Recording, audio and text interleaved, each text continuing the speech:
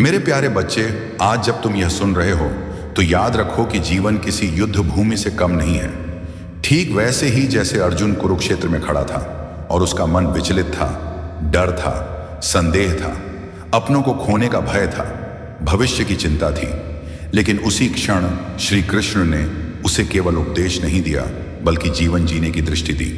और आज वही संदेश तुम्हारे लिए भी है कि धैर्य रखो, क्योंकि धैर्य ही वह दिव्य शक्ति है जो मनुष्य को साधारण से असाधारण बना देती है। जब तुम जल्दबाजी करते हो तो तुम ईश्वर की योजना को बाधित करते हो। जब तुम शांत रहते हो तो ब्रह्मांड तुम्हारे पक्ष में काम करने लगता है। लोग कहते हैं कि मुझे तुरंत सफलता चाहिए, तुरंत पैसा चाहिए, तुरंत सम्मान चाहिए, तुरंत प्यार चाहिए, लेकिन वे ये भूल जाते हैं कि बीज आज बोया जाता है और फल कल मिलता है। नदी आज बहती है और सागर तक कल पहुंचती है। रात आज होती है और सुबह कल आती है। वैसे ही तुम्हारी मेहनत आज है और तुम्हारी सफलता कल है, परंतु कल केवल उसी को मिलता है जो आज धैर्य रखता है। श्री कृष्ण कहते हैं कि जो व्यक्ति फल की चिंता छोड़कर अपना कर्म करता है वही सच्चा योगी है, वही सच्चा भक्त है, वही सच्चा योद्धा है। क्योंकि फल की चिंता मन को कमजोर बनाती है, जबकि कर्म की निष्ठा आत्मा को मजबूत बनाती है। कई बार जीवन तुम्हें तोड़ता हुआ लगता है, रिश्ते बिखरते हैं, सपने टूटते हैं, उम्मीदें खत्म होती दिखती हैं, परंतु वही समय तुम्हें गढ़ने का समय होता है। जैसे सोने को आग में तपाकर शुद्ध किया जाता है, वैसे ही मनुष्य को संघर्ष में तपाकर मजबूत बनाया जाता है। जब तुम्हें लगे कि सब कुछ खत्म हो गया है, तब समझो कि कुछ नया शुरू होने वाला है। जब रास्ते बंद दिखें, तब जान लो कि भगवान तुम्हें गलत रास्ते से बचा रहे हैं।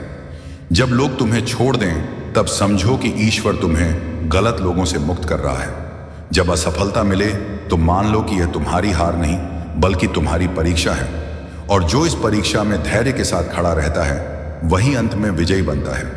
अर्जुन ने भी पहले हार मान ली थी, लेकिन कृष्ण ने उसे उठाया, साहस दिया, दृष्टि दी और कहा कि तुम युद्ध से मत भागो बल्कि अपने कर्तव्य का पालन करो, क्योंकि कर्तव्य से भागना कायरता है और कर्तव्य निभाना धर्म है। आज तुम्हारा युद्ध तलवार का नहीं बल्कि परिस्थितियों का है। तुम्हारा युद्ध गरीबी से है, तुम्हारा युद्ध डर से है, तुम्हारा युद्ध अकेलेपन से है, तुम्हारा युद्ध समाज के तानों से है, तुम्हारा युद्ध अपनी कमजोरियों से है, और इस युद्ध में तुम्हारा सबसे बड़ा हथियार धैर्य है। लोग पूछते हैं कि अगर हम कुछ न मांगें तो हमें कैसे मिलेगा, परंतु गीता सिखाती है कि जो मनुष्य निष्काम भाव से कर्म करता है उसके लिए प्रकृति स्वयं द्वार खोल देती है। भगवान स्वयं रास्ता बनाते हैं, अवसर स्वयं सामने आते हैं, क्योंकि सच्ची भक्ति मांगने में नहीं बल्कि विश्वास रखने में है।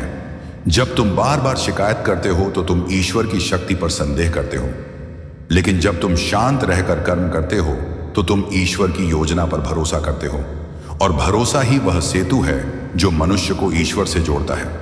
याद रखो कि जो चीजें देर से मिलती हैं वही सबसे अधिक टिकाऊ होती हैं। जो सफलता धीरे आती है वही स्थायी होती है। जो रिश्ता समय लेता है वही सच्चा होता है। जो पहचान मेहनत से बनती है वही सम्मानित होती है। इसलिए जल्दी मत करो, तुलना मत करो, दूसरों को देखकर खुद को छोटा मत समझो। हर व्यक्ति का समय अलग है, हर व्यक्ति का मार्ग अलग है, हर व्यक्ति की परीक्षा अलग है और हर व्यक्ति की सफलता भी अलग है। श्री कृष्ण कहते हैं कि तुम्हें बस अपने कर्म पर ध्यान देना है, बाकी सब मुझ पर छोड़ दो, क्योंकि जो मैं देता हूं वह तुम्हारी मांग से बड़ा होता है, जो मैं बनाता हूं वह तुम्हारी कल्पना से बेहतर होता है, और जो मैं तय करता हूं वह तुम्हारे भले के लिए होता है। कई बार तुम रोओगे, कई बार टूटोगे, कई बार गिरोगे, परंतु गिरकर उठना ही तुम्हारी असली शक्ति होगी। आंसू कमजोरी नहीं बल्कि शुद्धिकरण है। असफलता अंत नहीं बल्कि शुरुआत है। अकेलापन सज्जा नहीं बल्कि आत्म खोज का अवसर है, और संघर्ष तुम्हारा दुश्मन नहीं बल्कि तुम्हारा गुरु है। इसीलिए आज से तुम यह प्रण लो कि मैं जल्दबाजी नहीं करूंगा, मैं शिकायत नहीं करूंगा, मैं हार नहीं मानूंगा, मैं तुलना नहीं करूंगा, मैं केवल अपना कर्म करूंगा और धैर्य रखूंगा। क्योंकि जिस दिन तुम्हारा धैर्य परिपक्व होगा उसी दिन तुम्हारी किस्मत बदल जाएगी, और तब तुम समझोगे कि सचमुच बिना मांगे भी सब कुछ मिल जाता है। जब तुम्हारा मन शुद्ध होता है, तुम्हारा कर्म सच्चा होता है और तुम्हारा भरोसा श्री कृष्ण पर अडिग होता है। अंत में यही गीता का सार है कि जीवन में दुख आए तो विचलित मत हो, सुख आए तो अहंकारी मत बनो, बस संतुलन रखो, संयम रखो, विश्वास रखो और धैर्य रखो, क्योंकि समय चाहे जैसा भी हो, श्री कृष्ण का हाथ हमेशा तुम्हारे साथ है।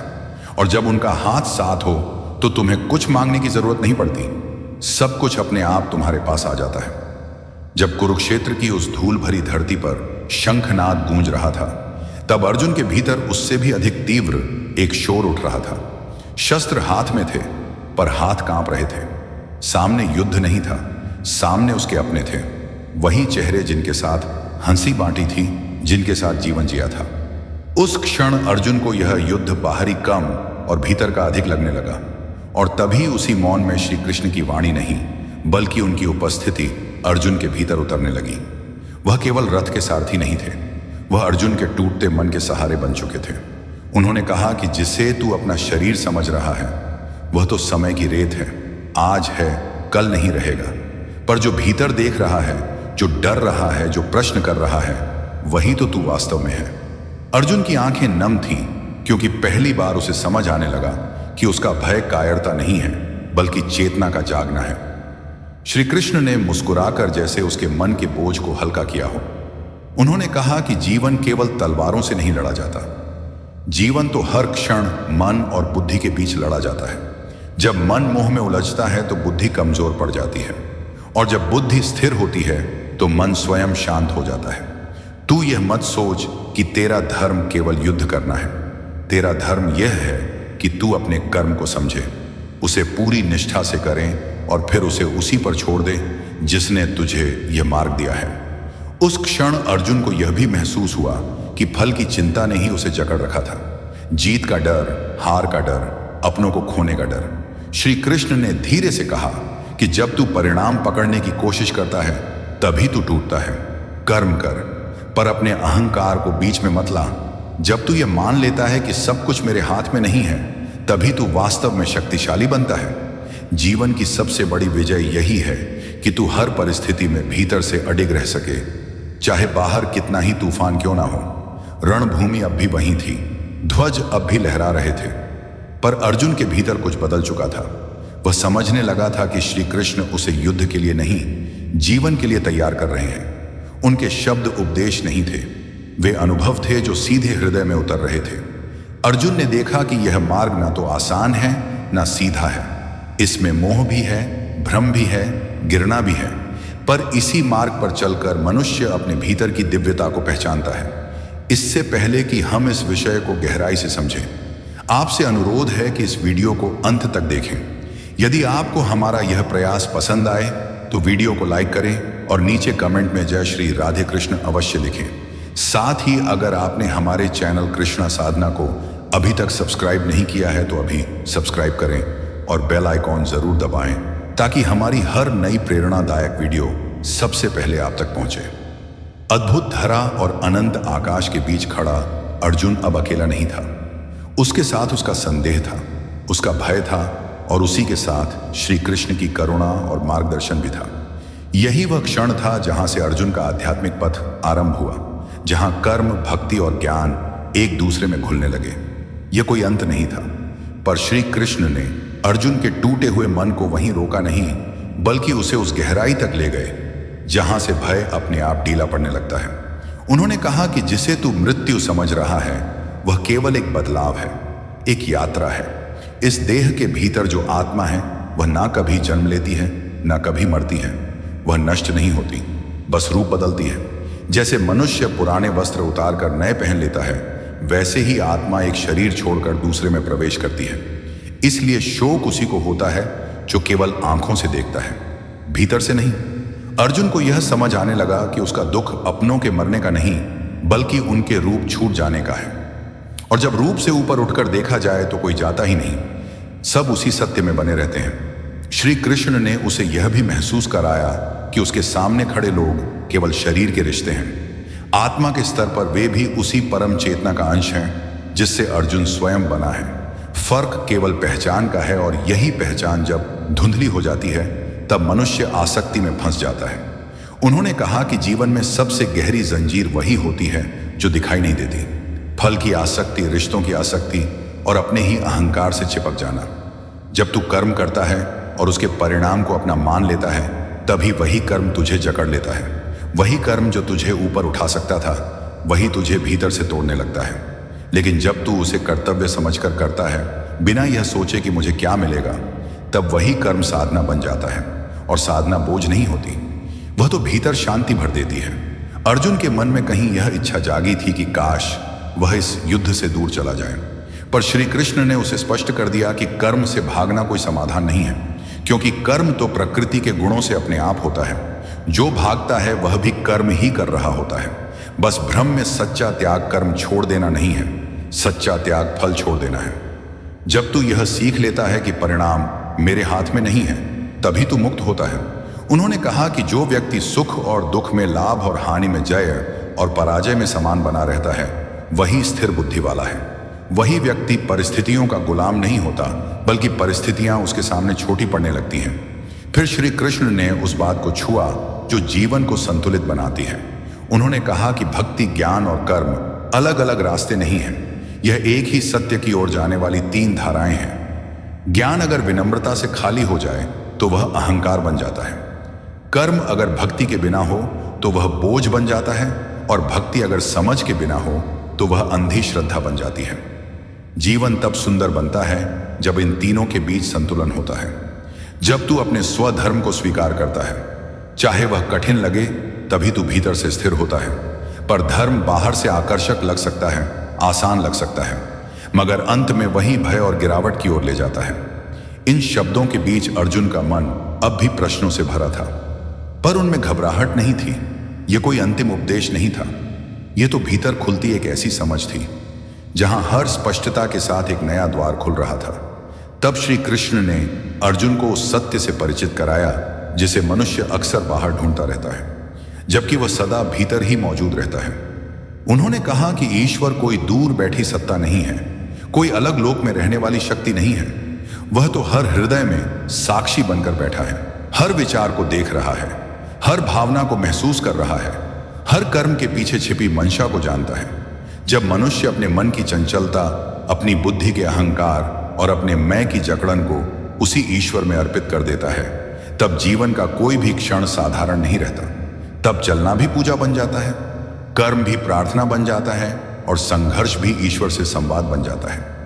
श्री कृष्ण ने अर्जुन को यह भरोसा दिया कि जो व्यक्ति सच्चे मन से भय और संदेह छोड़कर शरण में आता है, उसे संसार की कोई भी परिस्थिति हरा नहीं सकती, क्योंकि तब उसका जीवन केवल उसकी सीमित समझ से नहीं, बल्कि उस परम चेतना के मार्गदर्शन से चलने लगता है जो कभी भ्रमित नहीं होती। धीरे धीरे अर्जुन समझने लगा कि जीवन का उद्देश्य केवल सांस लेना और समय काटना नहीं है। जीवन तो चेतना को ऊपर उठाने का अवसर है, अपने भीतर छिपे उस दिव्य तत्व को पहचानने का मार्ग है जो हर मनुष्य में समान रूप से मौजूद है, पर बहुत कम लोग उसकी ओर देखने का साहस करते हैं।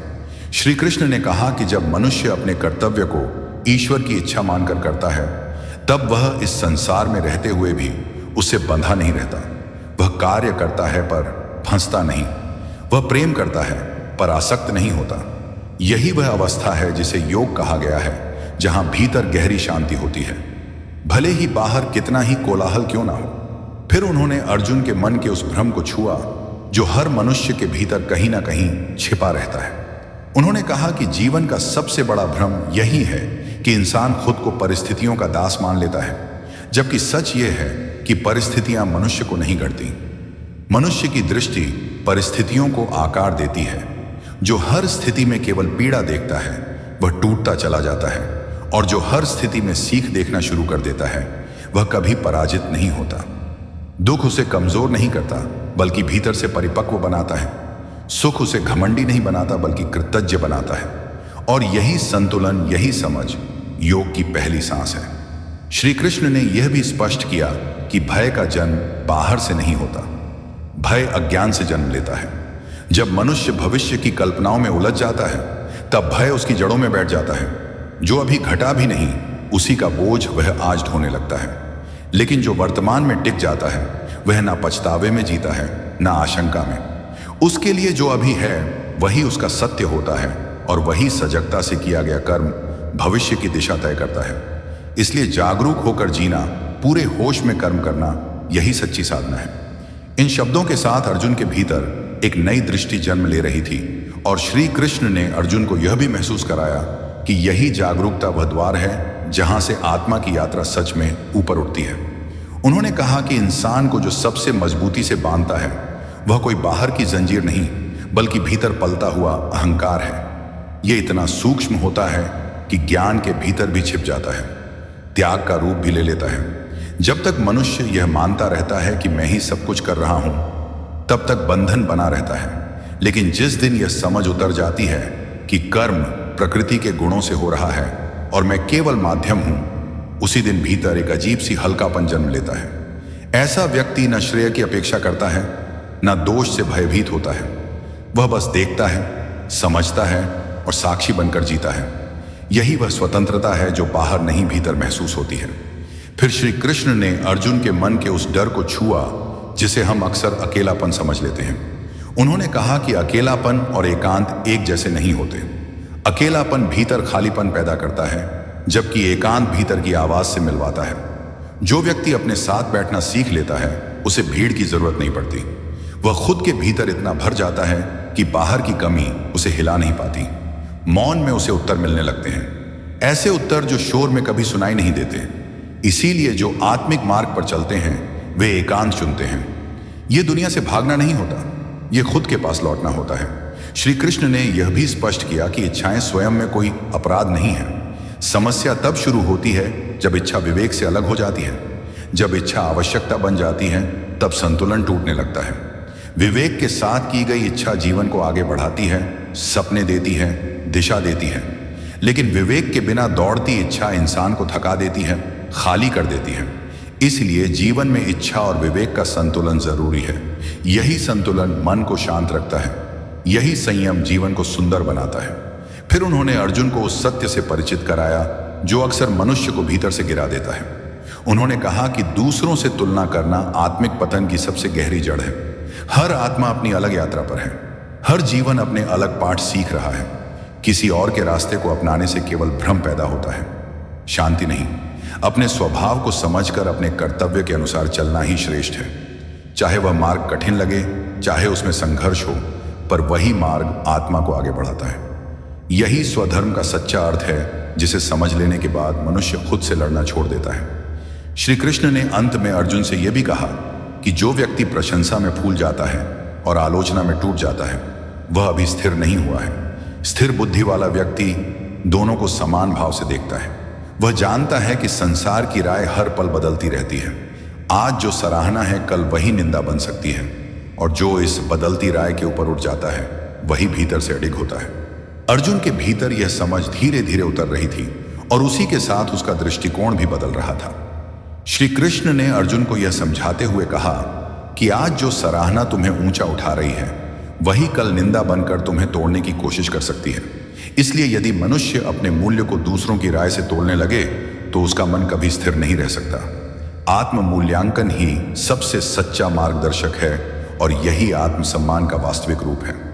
जब इंसान खुद की दृष्टि में सही बना रहता है तब बाहरी शोर उसे डगमगा नहीं पाता। अर्जुन को यह बात भीतर तक छू गई, क्योंकि उसे एहसास हुआ कि अब तक वह भी बहुत कुछ दूसरों की नजरों से देखने लगा था।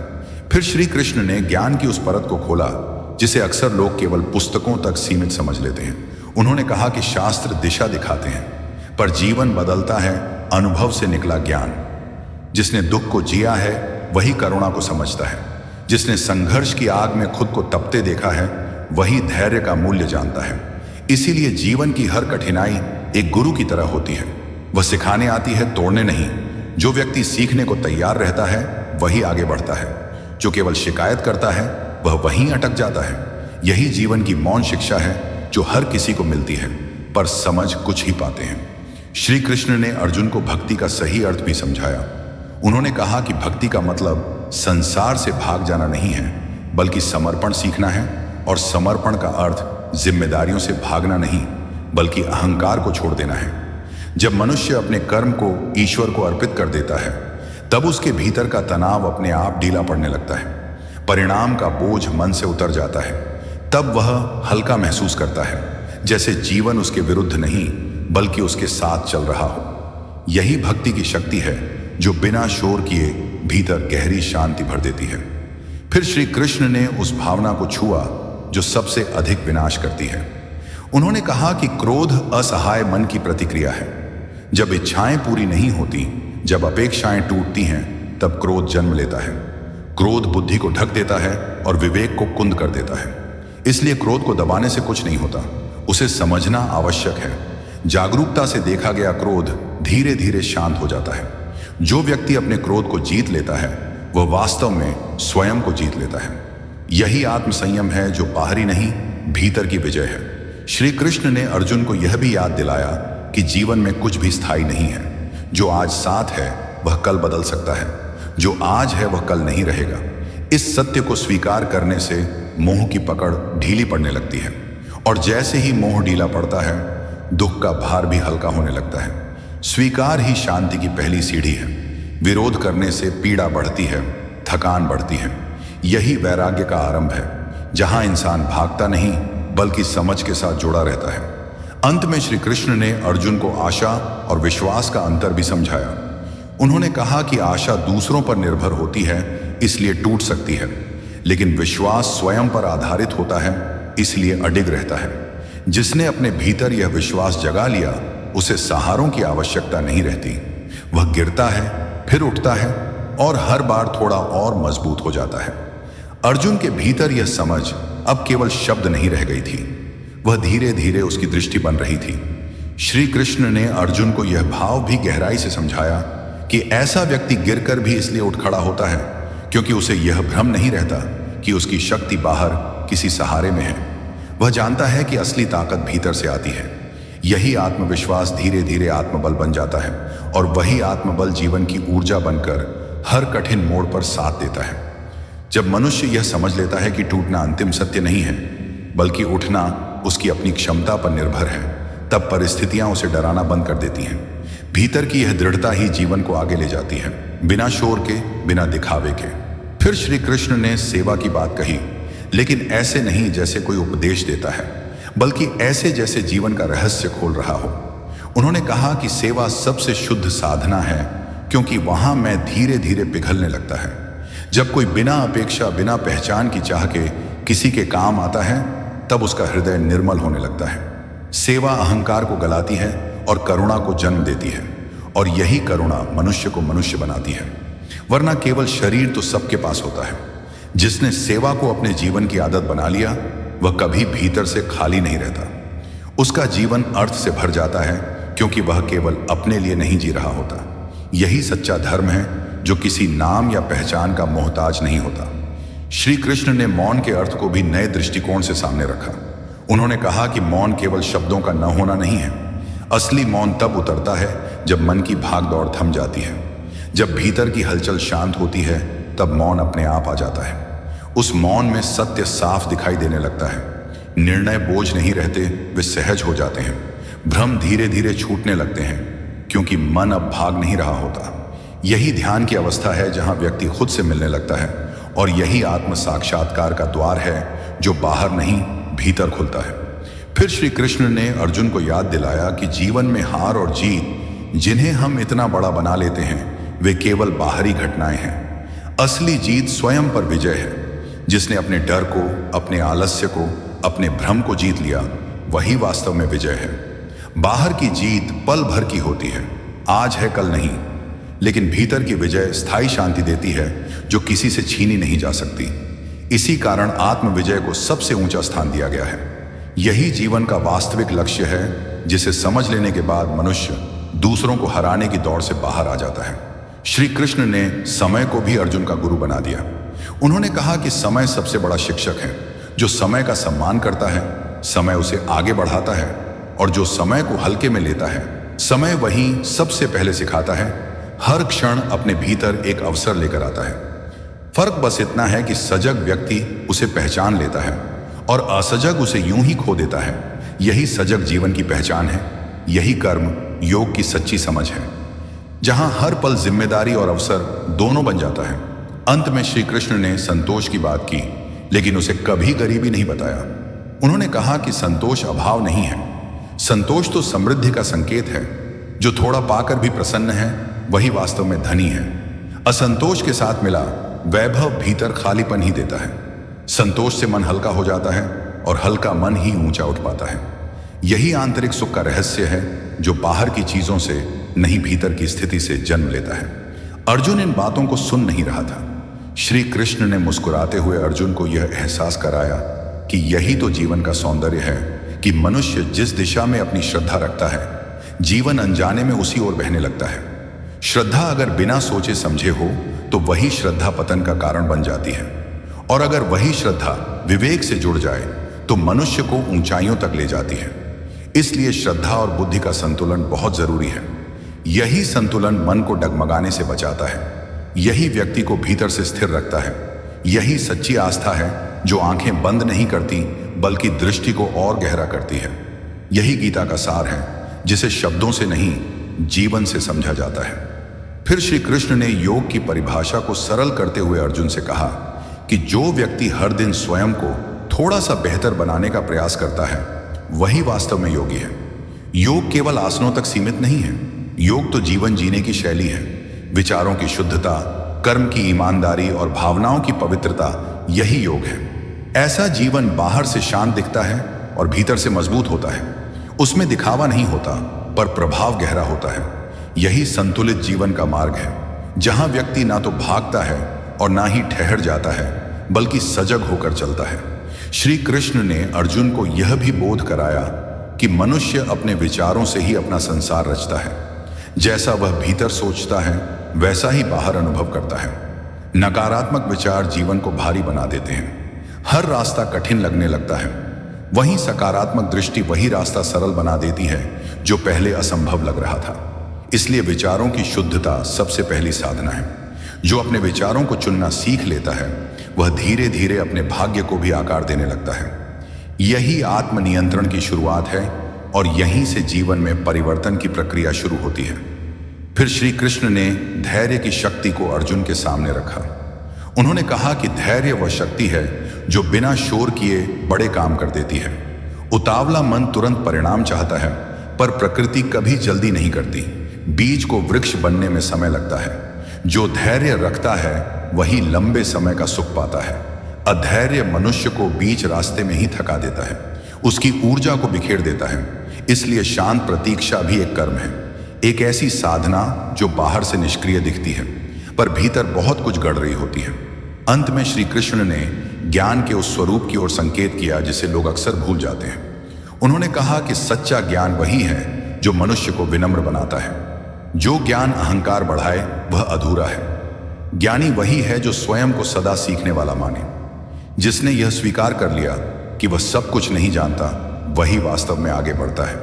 विनम्रता से ही बुद्धि खुलती है और जब बुद्धि खुलती है तभी करुणा जन्म लेती है।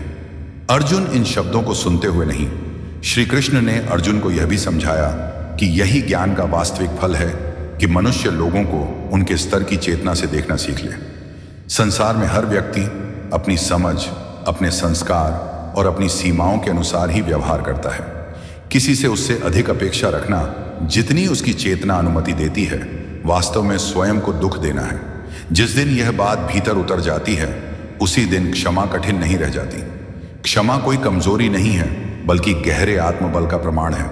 जो क्षमा कर पाता है वह अपने मन का भारी बोझ उतार देता है, उसका हृदय हल्का हो जाता है और उसी हल्केपन में शांति अपने आप उतर आती है। यही वह मार्ग है जहां व्यक्ति दूसरों से नहीं, खुद से मुक्त होने लगता है।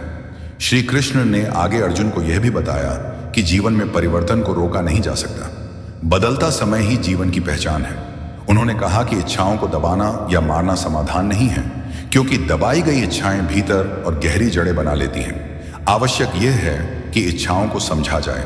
जो इच्छा विवेक से जुड़ी होती है वह मनुष्य को आगे बढ़ाती है, उसे निखारती है। लेकिन जो इच्छा लोभ से जन्म लेती है वह धीरे धीरे बंधन बन जाती है। इसीलिए हर इच्छा से पहले स्वयं से प्रश्न करना चाहिए कि क्या यह मुझे भीतर से ऊंचा उठाएगी या नीचे गिराएगी।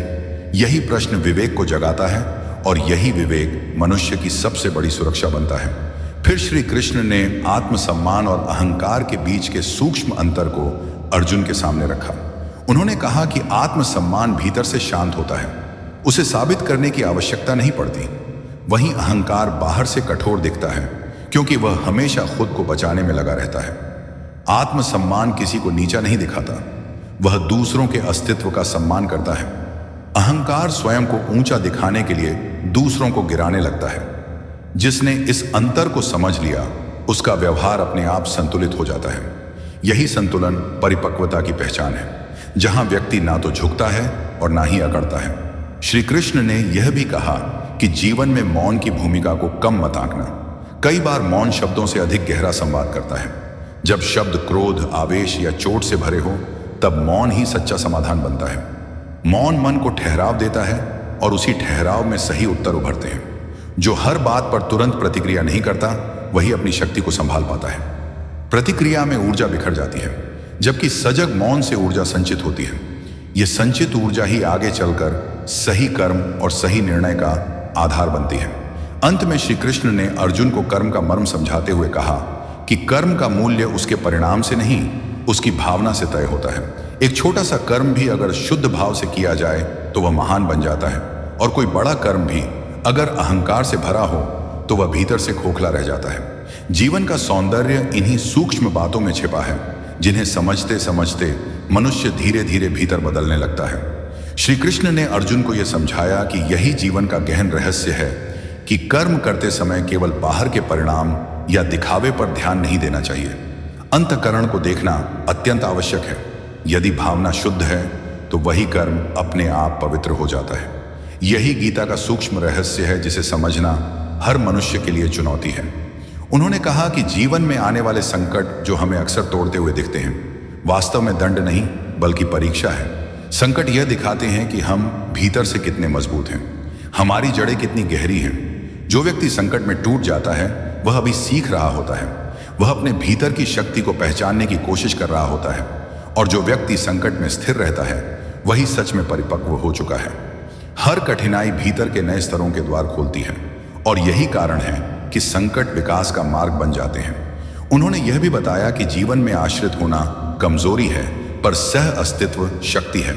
दूसरों पर निर्भर रहना भय पैदा करता है, जबकि दूसरों के साथ चलना सहयोग सिखाता है। आत्मनिर्भर व्यक्ति सहयोग को समझता है, वह ना दबता है और ना दबाता है। यही संतुलित संबंधों की पहचान है। यही सामाजिक धर्म का मर्म है, जिसे समझकर मनुष्य न केवल खुद बल्कि अपने आसपास के जीवन को भी स्थिर और सशक्त बना सकता है। श्री कृष्ण ने कहा कि सच्ची संपत्ति बाहरी संग्रह नहीं बल्कि भीतर का संतुलन है। धन का होना बुरा नहीं, पर धन में डूब जाना भीतर अशांति पैदा करता है। जिसने धन को साधन बनाया वह सुरक्षित रहता है, जिसने धन को अपना उद्देश्य बना लिया वह भीतर से अशांत हो जाता है। संतुलन ही सुख देता है। यही विवेकपूर्ण जीवन है, जहां व्यक्ति ना दौड़ता है और ना अटकता है बल्कि सजग होकर चलता है। अर्जुन से उन्होंने पूछा कि क्या तुम हर दिन स्वयं से प्रश्न कर रहे हो? क्या आज तुम कल से बेहतर बन रहे हो? क्या तुम्हारे विचार अधिक शुद्ध हुए हैं? क्या तुम्हारा व्यवहार अधिक करुणामय और सहायक हुआ है? यही आत्ममंथन योग है, यही साधना है। जो व्यक्ति स्वयं को देखता है वही वास्तव में बदल पाता है। उन्होंने यह भी बताया कि डर को दबाने से वह और गहरा होता है। डर को समझना और उसका सामना करना ही समाधान है। डर की जड़ को जान लेना ही उसे कमजोर कर देता है। साहस डर की अनुपस्थिति नहीं बल्कि डर के साथ आगे बढ़ने की क्षमता है। यही वीरता का वास्तविक अर्थ है। फिर उन्होंने अर्जुन को जीवन में संतुलन बनाए रखने की आवश्यकता को सरलता से जोड़कर समझाया। सरलता केवल भौतिक या बाहरी चीजों में नहीं बल्कि विचारों, कर्मों और दृष्टिकोण में भी होनी चाहिए। सरल मन, सरल व्यवहार और सरल दृष्टि ही जीवन को असंख्य उलझनों और भ्रमों से मुक्त करती है। वही व्यक्ति वास्तव में भीतर से स्थिर रहता है और वही अपने कर्मों में स्थिरता और स्पष्टता पाता है। अर्जुन ने महसूस किया कि यह ज्ञान केवल सुनने या समझने से नहीं बल्कि जीवन में उतरने से असली बनता है। धीरे धीरे उसके भीतर यह समझ उतर रही थी कि जीवन केवल घटनाओं का क्रम नहीं।